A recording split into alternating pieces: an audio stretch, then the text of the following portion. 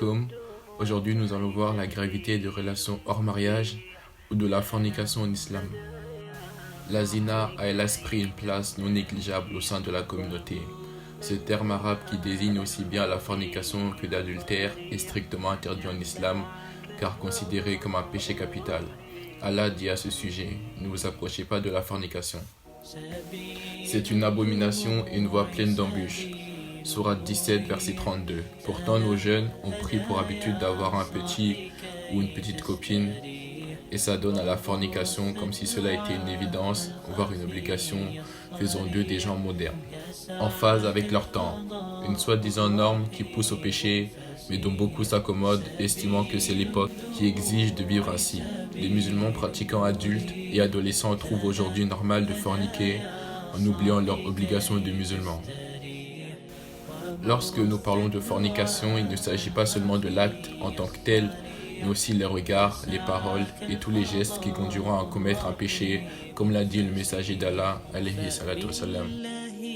Ô Ali, ne fais pas suivre le premier regard par un autre, car seul le premier t'est permis.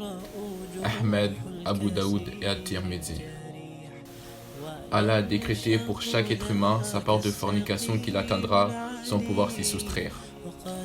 La fornication de l'œil et le regard, celle de la langue et la parole, celle des pieds et des pas qui l'y mènent, celle de la main et le toucher. L'âme espère et désire et le sexe vient confirmer tout cela ou l'infirmer. Abu Huraira. Beaucoup de musulmans n'ont malheureusement pas conscience de la gravité de leurs péchés, alors qu'il suffit de se référer aux nombreux hadiths traitant du sujet. Celui qui fornique n'est pas croyant au moment où il commet la zina. Sahih Muslim. Lorsque le serviteur commet la zina, la foi sort de lui et se transforme en une sorte de nuage qui couvre sa tête. Sunan Abi Daoud authentifié par Albani. Si Allah interdit les relations sexuelles hors mariage, c'est pour plusieurs raisons.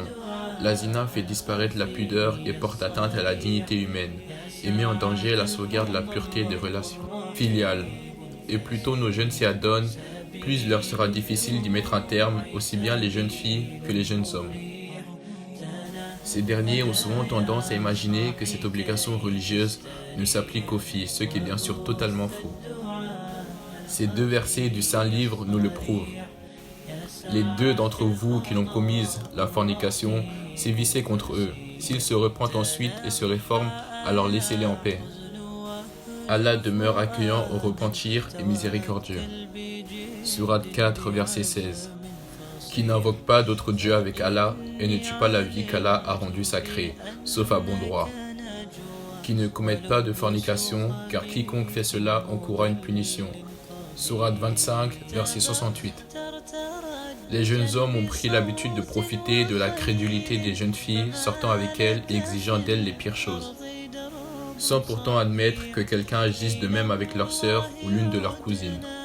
Et lorsqu'il est prêt à convoler en juste noces, il impose à la future mariée d'être vierge, oubliant que lui-même est passé d'une fille à l'autre. Mais Allah dit, les mauvaises femmes aux mauvais hommes, et les mauvais hommes aux mauvaises femmes. De même les bonnes femmes aux bons hommes, et les bons hommes aux bonnes femmes. Sourate 24, verset 26.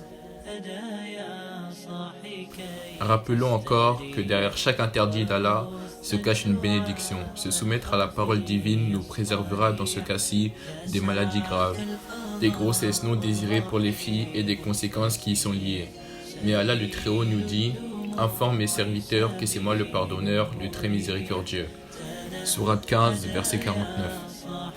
Car quiconque agit mal ou fait du tort à lui-même, puis aussitôt implore d'Allah le pardon, trouvera Allah pardonneur et miséricordieux.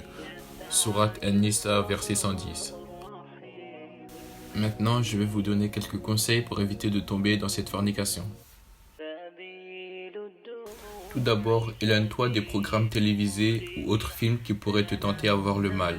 Que ce que tu lis et que ce que tu écoutes ne soient pas des choses qui agressent ton regard et ton ouïe. Choisis aussi, et c'est très important, une bonne compagnie. Que tes amis soient ceux qui pourraient t'aider à atteindre ton réel but. Qu'ils ne soient pas de ceux qui te diraient « Regarde celle-là, regarde celui-là », mais plutôt de ceux qui te diraient « Pense à Allah ». Enfin, aide-toi justement par la pensée du Très-Haut. Sache qu'il te voit où que tu sois et quoi que tu fasses. Son regard vers toi est plus rapide que le tien vers ce qui est interdit. Il connaît la trahison des yeux et ce que cachent les poitrines. Sourate 40, verset 19. Mon frère, ma sœur, c'est un combat permanent auquel tu dois te livrer.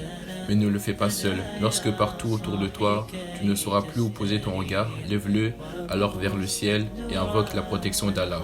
Lève également tes mains devant lui et fais-toi accompagner de son aide. Allah voit tes efforts et t'en récompensera. Voilà, nous arrivons à la fin de cette vidéo. J'espère que vous aurez appris des choses. N'hésitez pas à vous abonner et activer la cloche des notifications pour ne rien rater des prochaines vidéos. Voilà, salam alaikum la team.